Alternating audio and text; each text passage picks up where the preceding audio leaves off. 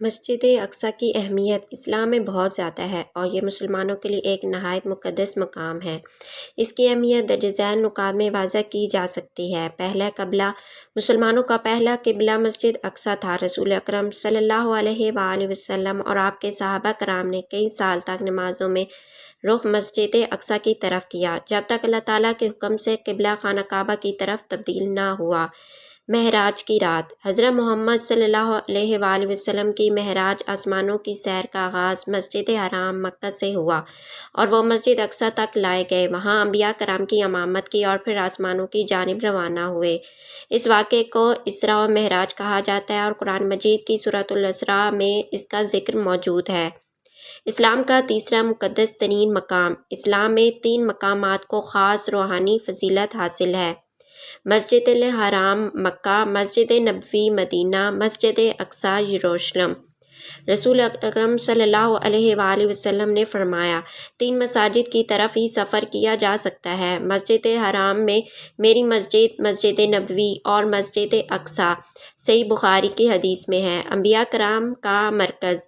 یہ جگہ کئی انبیاء کرام سے منسوب ہے، جیسے حضرت ابراہیم علیہ السلام، حضرت داؤد علیہ السلام، حضرت سلیمان علیہ السلام، حضرت عیسیٰ علیہ السلام اور دیگر یہاں انبیاء نے عبادت کی اور پیغام حق کو عام کیا۔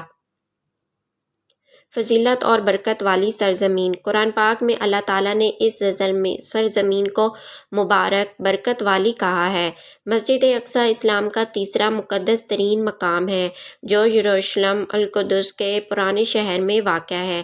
اسے قرآن مجید میں بھی المسجد الاقصیٰ کے نام سے ذکر کیا گیا ہے اور اسی مسجد کی طرف نبی کریم صلی اللہ علیہ وآلہ وسلم نے واقعہ معراج کے دوران سفر فرمایا تھا۔